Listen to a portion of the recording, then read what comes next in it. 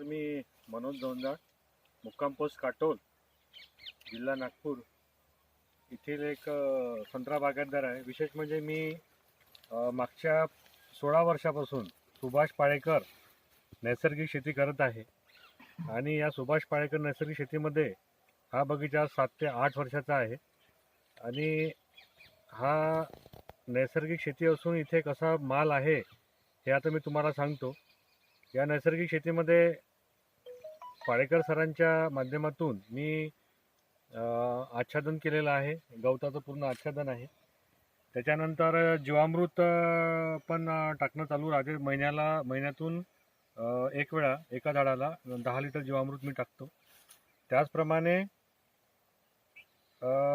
फवारणीमध्ये आम्ही लोक दशपर्णी अर्क, निंबोळी अर्क याचा उपयोग करतो.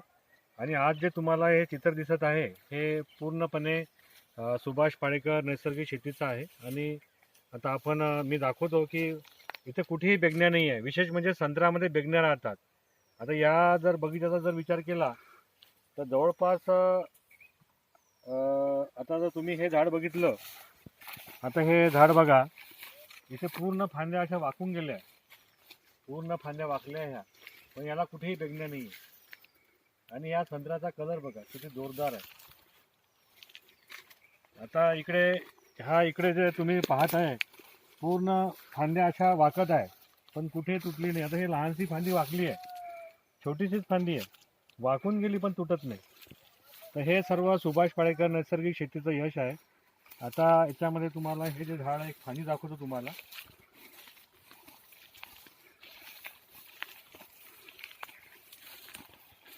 आता बघा या फांदीवर किती माल आहे. इथून वाकली आहे ही फांदी इथून अशी पूर्ण वाकली आहे. आणि या फांदीवर कमीत कमी 2 ते 3 क्रेट माल आहे. याच्या खालून आता मी कॅमेरा खालून जर घेतला तर एवढा मोठा माल इथे संत्र्याचा पूर्णपणे लगडलेला आहे. तर हे जे पिक्चर आहे हे सर्व, ही जी ताकद आहे आज संत्र्यामध्ये. आता तुम्ही म्हणाल की एकच झाड, तर आता बघा इकडे संपूर्ण बगीचा, इथून जर तुम्ही कॅमेरा इकडे हे केला तर लटलटले झाडं आहे. इकडे जर आपण खाली जर बसलो असं थोडं खाली जर बसलो तर पूर्ण आपल्याला लटपटलेला माल आहे, पूर्ण वाकलेल्या फांद्या आहे. इथून जर खाली बसलो, इकडचा भाग पाहिला तर इथे पण पूर्णपणे संत्रा पूर्ण लगडलेला आहे. म्हणजे एवढा जबरदस्त संत्र्याचा जो बार आहे तो या सुभाष पाळेकर नैसर्गिक शेतीमुळे आहे. विशेष म्हणजे या वर्षी आता आजची जी तारीख आहे ही तारीख आहे 4 जानेवारी 2021. म्हणजे 4 जानेवारीपर्यंत हा आपण SPNFचा माल इथे ठेवला. अजूनही संत्र्याची जे हे आहे क्वालिटी, तर हा कसा टणक आहे चांगला. म्हणजे जो माल आहे, मालाचा जो साईज आहे, याला जर आपण असा दाबला तर अजूनही कडक आहे. म्हणजे आतापर्यंत संत्र नरम पडून जाते. पण व्यापाऱ्यांनी जो घेतला त्यांना व्यापारी पण म्हणत आहे की बा हा जो माल आहे इतक्या. आता आपण तिकडे जाऊ थोडंसं 2 मिनटं. पूर्ण बागेमध्ये हळूहळू हे पूर्ण असं आच्छादन झालेलं आहे. रोटा स्लॅशरने पूर्णपणे गवत आपण खाली टाकलेलं आहे.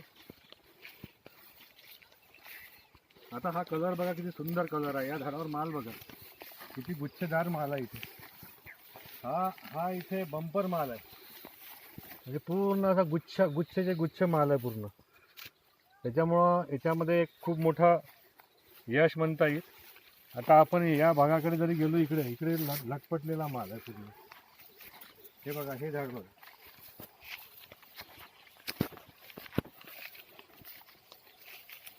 पूर्णपणे सुंदर लगडलेला माल आहे. ही फांदी बघा, ह्याच्यावर साईज पहा संत्र्याचा. ह्या इकडे संत्रा. तर हे एवढा माल जाऊन एकही बेगणी नाही आहे. विशेष म्हणजे गळ नाही आहे. ह्या मुद्दा मी विसरलो होतो. विशेष म्हणजे कुठेही गळ नाही आहे. आता इकडे एवढा फांद्या आहे.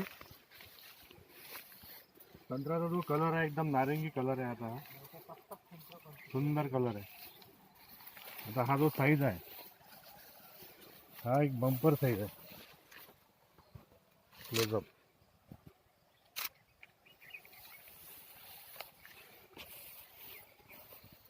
आता इथून पण एक चांगलं पिक्चर घेता येईल. लाईट घेऊन आपण जर असं खाली बसलो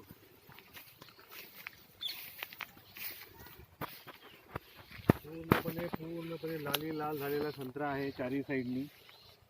हे झाड अजून कव्हर करता येईल. हे पूर्ण टेकलेली फांदी आहे. आता पहा हे जे पूर्ण फांदी आहे हे पूर्णपणे खाली टेकली आहे गवतावर.